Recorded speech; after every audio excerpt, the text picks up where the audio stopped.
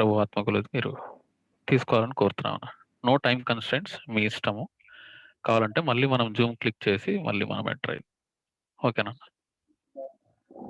అంటే మళ్ళీ 40 మినిట్స్ తర్వాత మళ్ళీ కట్ అయితది కదా? నో ప్రాబ్లమ్ అన్న. మళ్ళీ కావాలంటే మనం ఎక్స్‌టెండ్ చేస్తాం. అదే మళ్ళీ మనం క్లిక్ చేసి మళ్ళీ బ్యాక్ వస్తాం. ఓకే. No problem. ప్రభువైన యేసుక్రీస్తు వారి నామములో మరి మీ అందరికి కూడా శుభములు తెలియజేస్తా ఉంటున్నాం. సమయంలో 36వ కీర్తన 8వ వచనాన్ని అందరం కలిసి చదువుకుంటాం. 36:8 Psalms 36:8 We shall read all together. నీ మందిరం యొక్క సమృద్ధి వలన వారు సంతృప్తి నొందుచున్నారు. నీ ఆనంద ప్రవాహంలోనిది నీవు వారికి త్రాగించుచున్నావు. సహాయం నిమిత్తమై ప్రార్థన చేసుకుంటాం. నమ్మకమైన తండ్రి, దయగలిగిన మా దేవ, మారని మార్పు చెందిన మా గొప్ప ప్రభువా, మీకు స్తోత్రాలు. మీ ప్రియ కుమారుడు, మా రక్షకుడు, రక్షణకు ఆధారభూతుడైన యేసు ప్రభువారి ఘనమైన నామములో మీ పాదాల దగ్గరకు వస్తుంటున్నాం. ఈ దినాన్ని బట్టి స్తోత్రాలు, ప్రాముఖ్యంగా మా ప్రియులైన వారందరిని బట్టి కృతజ్ఞతలు. వి ఫర్ క్రైస్ట్ దీన్ని ఆధారం చేసుకొని ఎంతమంది అయితే ఈ జూమ్లో జాయిన్ అయినారు, పాటలు పాడడానికి సహాయపడినారు, మరి సాక్ష్యం అందించిన సోదరుని బట్టి వందనాలు. దీవించండి ఆత్మీయంగా. ఇంకా రానున్న దినాల్లో మీకోసం మీ సాక్షార్థమే జీవించటకై సిద్ధపరచండి. ఇట్లు అనేకులకు ప్రోత్సాహకరంగా, మీకు మహిమకరంగా సిద్ధము చేయము. మరి కొద్దిపాటి సమయము మీ యొక్క వాక్యముతో మేము గడపడానికి ప్రభువా మీరు ఇస్తున్న అవకాశాన్ని బట్టి వందనాలు.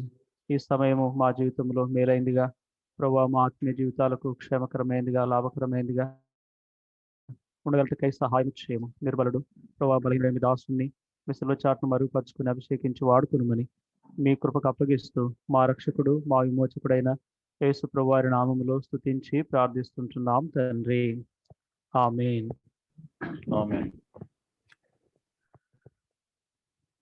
మరి ఈ దిన పరిచయ నిమిత్తమై మరి ఏదైతే మనం అందించబడతా వచ్చిందో దాన్ని ఆధారం చేసుకుని ప్రార్థించిన మేరకు ప్రభు ఇచ్చినటువంటి కొన్ని తలంపులు మరి సమయంలో మీతో పంచుకోవాలని ఇష్టపడతా ఉన్నాను.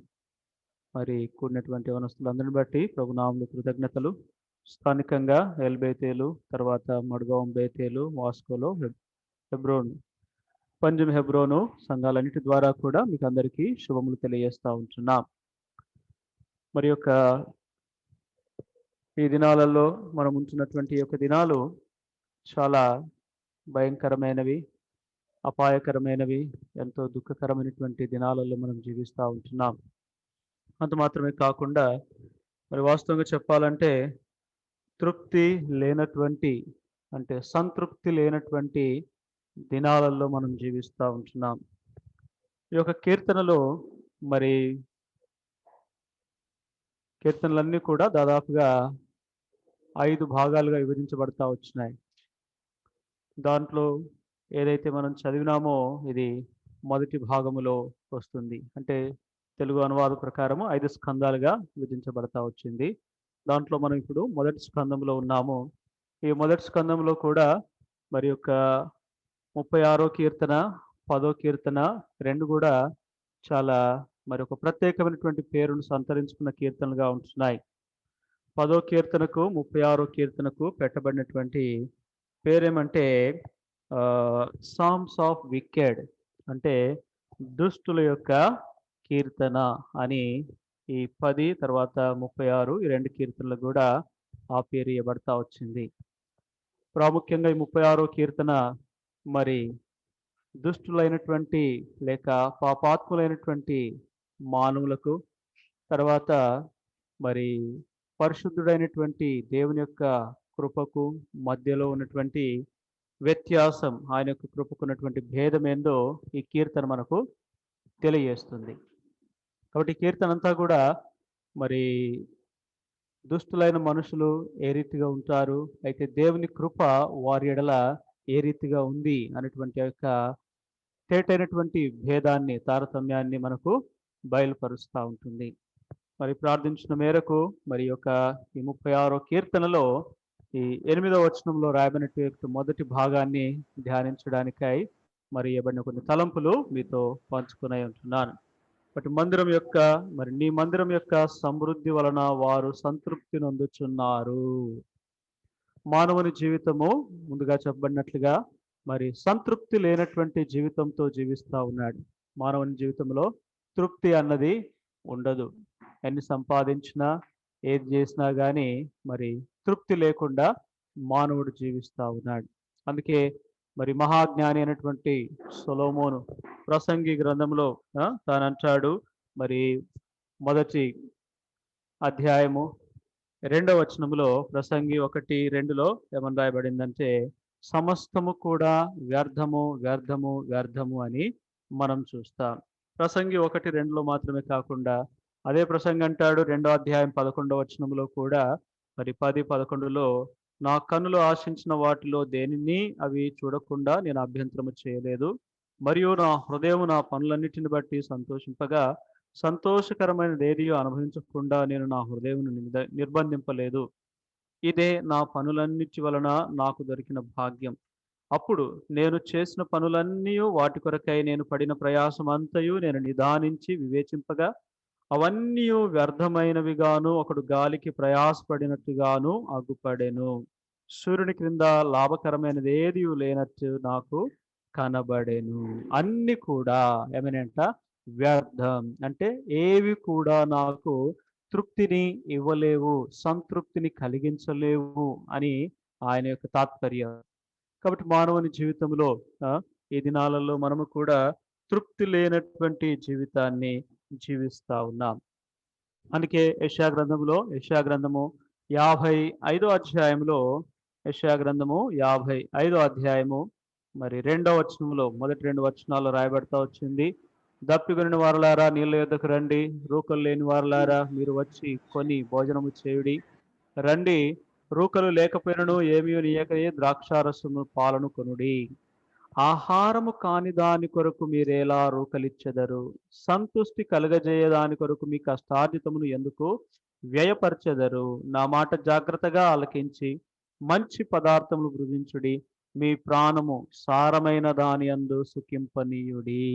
2వ వచనంలో ఏమని రాయబడిందంటే సంతుష్టి కలగజేయని దాని కొరకు మీ కష్టార్జితమును ఎందుకు వ్యయపరచెదరు? సంతుష్టి అంటే ఇంగ్లీష్లో విచ్ సాటిస్ఫైడ్ నాట్ అని ఉంటుంది. అంటే ఏదైతే మనకు తృప్తినివ్వదో దానికోసం ఎందుకు మరి కష్టార్జితాన్ని, సమయాన్ని, సమస్తాన్ని వ్యర్థం చేస్తున్నారు అని లేఖనాలు చెప్తా ఉన్నాయి. ప్రాముఖ్యంగా యవనస్తులముగా మన జీవితాల్లో కూడా అనేక పర్యాయాలు ఏది మరి తృప్తినివ్వదో వాటి కోసమే మనం ఎక్కువగా ప్రయాసపడుతుంటాం. కాబట్టి దేవుని వాక్యంలో సెలవిస్తూ ఉంది. మరి మనం చదువుకున్నటువంటి ఒక మాట 36వ కీర్తనలో సామ్స్ 36 36వ కీర్తన 8వ వచనములో నీ మందిరం యొక్క సమృద్ధి వలన వారు సంతృప్తి నొందుచున్నారు, వారు సంతృప్తి నొందుచున్నారు అన్నది ప్రాముఖ్యమైనటువంటి తలంపు. వారు ఎవరు మందిరం యొక్క సమృద్ధి వలన సంతృప్తి నొందినారు? కొన్ని తలంపులు మనం చూడనే ఉంటున్నాం. వారు అనగా ఎవరు ఆ మందిరంలో ఉన్నటువంటి సంతృప్తి, మందిరం ద్వారా ఆ సమృద్ధి వలన వారు సంతృప్తి నొందినారు.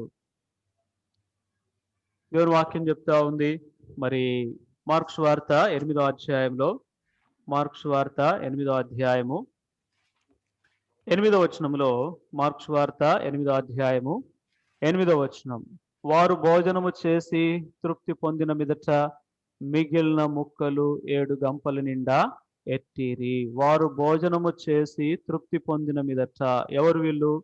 ఎవరైతే యేసుక్రీస్తు ప్రభు వారి దగ్గరకు వచ్చినారో వారందరూ కూడా ఏం చేసినారంట? భోజనం చేసినారు. భోజనం చేసిన తర్వాత ఏమైందంటే వాళ్ళు తృప్తి పొందినారు. భోజనము చేసి తృప్తి పొందినారు. ఆయన దగ్గరికి ఎవరైతే వస్తారో వారందరూ కూడా తృప్తి పొందాలని దేవుని యొక్క ఆశ, సంతృప్తి పొందాలని ఆశిస్తా ఉన్నాడు.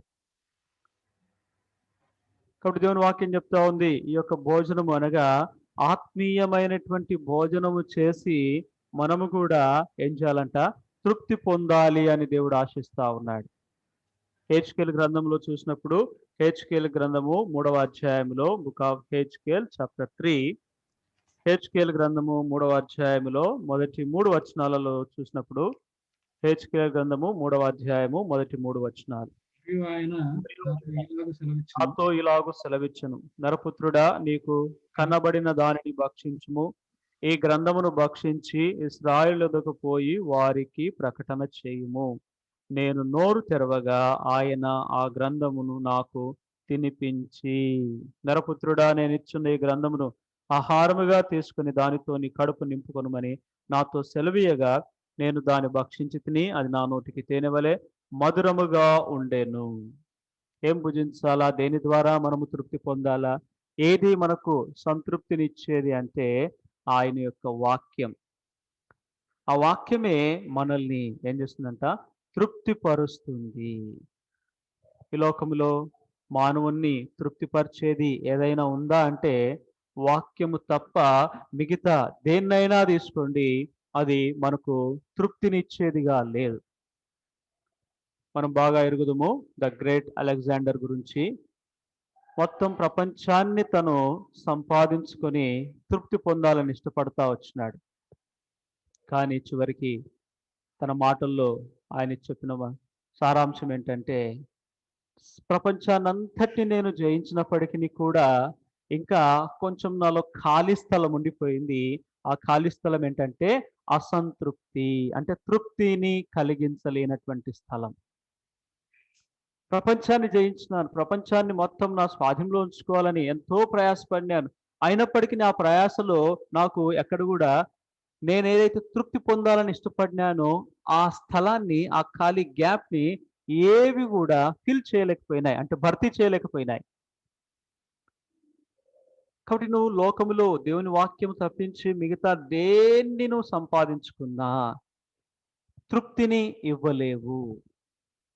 నీ అందము నీకు తృప్తినివ్వదు, నీ ఆస్తిపాస్తులు నీకు తృప్తినివ్వదు, నీ చదువు, నీ జ్ఞానము, నీ డబ్బు ఏది కూడా మానవునికి తృప్తిని ఇవ్వవు.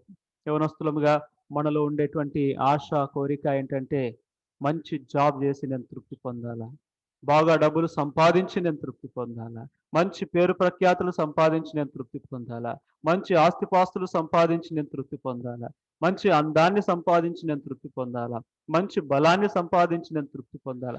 ఎన్నిటి కోసమో అవన్నీ మనము దేనికోసం అంటే సాటిస్ఫాక్షన్, తృప్తి పొందాలా, నేను తృప్తి పొందాలని.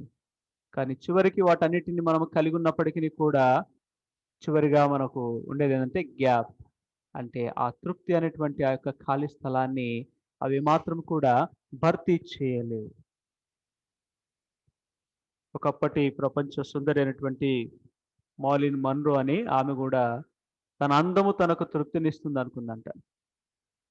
ఒక దినం వచ్చింది, చాలా వేదనతో కుమిలిపోయి సూసైడ్ చేసుకుంది. ఎందుకయ్యా సూసైడ్ చేసుకుందంటే, నాకు చాలామంది ప్రేక్షకులు ఉన్నారు, చాలామంది నేను ఇష్టపడే వాళ్ళు ఉన్నారు, చాలామంది నేనంటే పడిపోయే వాళ్ళు ఉన్నారు, అన్నీ నాకున్నాయి, ఏది కూడా నాకు తక్కువ లేదు, డబ్బు ఉంది, అనుభవించడానికి అన్నీ ఉన్నాయి, కానీ ఇవేవి కూడా నాకు తృప్తినివ్వలేవు. అసంతృప్తితోనే నేను జీవిస్తా ఉన్నాను. కాబట్టి మానవునికి, ప్రాముఖ్యంగా యవనస్తులమైన మనకు ఈ లోకములో తృప్తినిచ్చేది ఏదైనా ఉందా అంటే దేవుని వాక్యమే అని పరిశుద్ధ గ్రంథమైనటువంటి బైబిల్ చెప్తా ఉంది. వారు తిని తృప్తి పొందిరి. ఈ వాక్యాన్ని గనక మనం భుజిస్తే, ఈ వాక్యాన్ని గనక మనము చదివితే, ఈ వాక్యము చేత గనక మనము నింపబడితే అదే మనకు ఏమిస్తుందంట? తృప్తినిస్తుంది. కాబట్టి ఈ యొక్క వాక్యాన్ని భుజించిన వారి యొక్క అనుభవం, ఆ వాక్యము భుజించి వారు తృప్తి పొందిన ఎవరైతే తృప్తి పొందినారో వారి యొక్క అనుభవాన్ని మనం చూసినప్పుడు చూడండి, ఇర్మియా గ్రంథము బుక్ ఆఫ్ జెర్మియా చాప్టర్ 15 15వ అధ్యాయం. ఇర్మియా గ్రంథము 15వ అధ్యాయము 16వ వచనం, వర్స్ 16. నీ మాటలు నాకు దొరకగా నేను వాటిని భుజించితిని. సైన్యములకు అధిపతి యెహోవా దేవా, నీ పేరు నాకు పెట్టబడిన గనుక నీ మాటలు నాకు సంతోషమును నా హృదయమునకు ఆనందమును కలుగజేయుచున్నవి. వారు నీ మందిర సమృద్ధి వలన ఏం చేయబడుతున్నారంట? సంతృప్తి నొందుచున్నారు. ఇర్మియాను గనుక అడిగితే, అయ్యా దేన్ని బట్టి నువ్వు అంత సంతోషంగా ఉన్నావు, అంత సంతృప్తిగా ఉన్నావు, ఏది నీకంత సంతృప్తినిచ్చింది అని అడిగితే ఏంటంటే ఆయన జవాబు, నీ మాటలు నాకు దొరకగా, నీ వాక్యము నాకు దొరకగా, నీ గ్రంథము నాకు దొరకగా, ఎప్పుడైతే వాటిని నేను చదివినానో, విన్నానో, భుజించినానో, అవే నాకు ఏమిచ్చినాయంట? సంతృప్తినిస్తా వచ్చినాయి. కాబట్టి దేవుని యొక్క మందిరం యొక్క సమృద్ధిలో నుండి ఆ యొక్క వాక్యము ద్వారా మనము ఏం కావాలంట? సంతృప్తి నొందాలా. ఇర్మియా సంతృప్తి నొందినాడు. దేన్ని బట్టి? తన జ్ఞానాన్ని బట్టి కాదు, అందాన్ని బట్టి కాదు, ఆస్తిపాస్తులను బట్టి కాదు, పేరు ప్రఖ్యాతులను బట్టి కాదు, తాను పెద్ద ప్రవక్తలలో ఒక ప్రవక్త అని కూడా కాదు. దేన్ని బట్టి అంట? దేవుని యొక్క వాక్యాన్ని భుజించుట ద్వారా, దేవుని వాక్యము ద్వారా ఆయన సంతృప్తి నొందుతా వచ్చినాడు. కాబట్టి ఈ యొక్క వాక్యం ద్వారా మనము సంతృప్తి అన్నది మనకు దొరుకుతుంది. వాక్యము లేకుండా ఈ లోకములో మనము తృప్తి పొందాలి అంటే, వాక్యము కాకుండా ఇంకా వేటి ద్వారానైనా మనము సంతృప్తి పొందాలంటే అది కాదు అని దేవుని వాక్యం చెప్తా ఉంది. యేసు దగ్గరకు వచ్చిన వారందరూ కూడా వారు భుజించి తృప్తి నొందిరి. ఇర్మియా కూడా తన జీవితంలో మరి ఆ యొక్క వాక్యమును భుజించి తాను తృప్తి నొందుతా వచ్చినాడు. హెచ్కేలు కూడా ఆ వాక్యాన్ని భుజించి ఏం చేస్తాడంట? తృప్తి నొందుతా వచ్చినాడు. ఇంకా మనం ముందుకు చూసినప్పుడు అపోస్తల కార్యములు 17వ అధ్యాయంలో, acts of the apostles chapter 17, అపోస్తల కార్యములు 17వ అధ్యాయం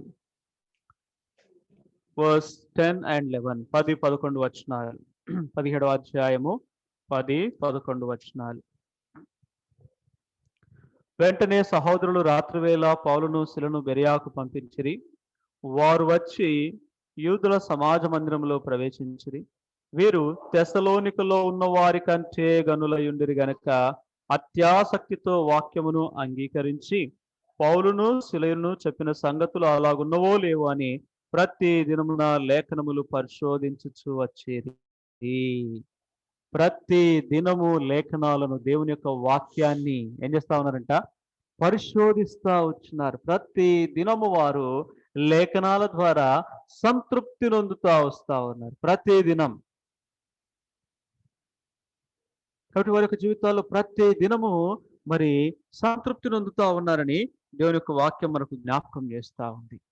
కాబట్టి నీ యొక్క మందిర సమృద్ధి వలన వారు సంతృప్తి నొందుచున్నారు. నొందిరి అని రాయబడలేదు అక్కడ, నొందుచున్నారు అంటే ప్రతిదినము జరగవలసినటువంటి పని ఇది. అనుదినము జరగవలసినటువంటి పని ఇది. అనుదినము ఆ యొక్క సంతృప్తిని మనము అనుభవించాలా. ఆ తర్వాత అపోస్తల కార్యములో మనం చూసినప్పుడు, అపోస్తల కార్యములు మరి 2వ అధ్యాయము 42వ వచనములో, అపోస్తల కార్యములు 2వ అధ్యాయము 42వ వచనం. అపోస్తల కార్యములు 2:42. వీరు అపోస్తల బోధయందును సహవాసమందును రొట్టె విరుచుటయందును ప్రార్థన చేయుటయందును ఎడతెగక యుండిరి. వీరు అనగా 41వ వచనములో ఎవరు వీళ్ళు? వాక్యం అంగీకరించి రక్షణ పొంది బాప్తిసం పొందిన వారు దేంట్లో? అపోస్తల బోధ, సహవాసము, రొట్టె విరుచుట, ప్రార్థన చేయుటయందు ఎడతెగక. ఎడతెగక అంటే ప్రతి దినము మానక అని కింది వచనాలలో మనం చూస్తాం. ప్రతి దినము 46వ వచనములో వారు ఏక మనస్కులై ప్రతి దినము దేవాలయములో తప్పక కూడుకొనుచు. కొత్తగా రక్షించబడినారంట వాళ్ళు. రక్షించబడిన తర్వాత అందరూ అనుకున్నారు ఆదివారమే గుడికి వెళ్ళాలా, ఆదివారమే దేవుని వాక్యం దొరుకుతుంది, మిగతా దినాలలో దొరకదు అని. ఆదివారం వాళ్ళు పేతురు, యోహాను వాళ్ళ దగ్గరికి వెళ్ళిన తర్వాత ఆదివారం వాక్యం అయిపోయింది, ఇంటికి వెళ్ళిపోయినారంట. తిరిగి సోమవారం మరలా వచ్చినారంట సాయంత్రం. ఎందుకు వచ్చినారంటే, అయ్యా నిన్న వాక్యముతో మాకు ఇంకా తృప్తి కాలేదు అని చెప్పారంట. సరే పేతురు అనుకున్నాడంట, ఈరోజు ఒక్కరోజు చెప్పి వదిలిపెడదాంలే, మళ్ళీ సండే వస్తారు కదా, మిగతా సండే చెప్పుదామని. మళ్ళా సోమవారం ఇంటికి వెళ్ళిపోయిన తర్వాత రాత్రి పడుకొని మళ్ళీ ఉదయాన్నే వెళ్ళి పనులకు వెళ్ళిపోయి సాయంత్రం మళ్ళా నేరుగా మళ్ళా పేతురు దగ్గరకు వచ్చి తలుపు తట్టినారంట. ఎందుకు ఈరోజు వచ్చినారు? అయ్యా మేము ఇంకా సంతృప్తి కాలేదు, మాకు సంతృప్తి కాలేదు. ఏం చేయమంటారు? మరలా వాక్యం చెప్పండి. మేం మరలా ఆ వాక్యాన్ని భుజించడానికి వచ్చినాం, ఆ వాక్యాన్ని వినడానికి వచ్చినాం. సరేలే ఈరోజు ఒక్కరోజే అనుకొని మంగళవారం కూడా వాక్యం చెప్పి పంపించినాడంట. మనము ఊహించము కానీ అది వారి జీవితంలో బుధవారం, గురువారం, శుక్రవారం, శనివారం వరకు కూడా ప్రతి దినము వారు అలవాటు పడిపోయినారంట. దేనికోసము? వాక్యము చేత తృప్తి పొందడానికి. పనికి వెళ్తా ఉన్నారు, జాబ్ చేస్తా ఉన్నారు, అందరూ కూడా దాదాపు ఎంతమంది అంట? 3000 మంది. పేతురు అన్నాడంట, నిన్న వచ్చినారు కదా, నిన్న విన్నారు కదా, సరిపోలేదా? లేదు లేదు, మాకు ఇంకా. ఎట్లా అడిగినారంట తెలుసా? చిన్నపిల్లలు ఆకలి అయితే అమ్మ దగ్గరకు వచ్చి ఏం చేస్తారు? అమ్మ ఆకలి అవుతా ఉంది. మరి ఇందాకనే తిన్నావా? లేదు, ఇంకా మరలా ఆకలి అవుతా ఉంది. పేతురుకు శామ్ మళ్ళీ క్లిక్ చేసి లాగిన్ అయిదామన్నా. Sorry for the disturbance. మళ్ళీ క్లిక్ చేసి లాగిన్ అయిదాం. Okay okay, right right. 40 minutes అయిపోయింది. సారీ అన్న.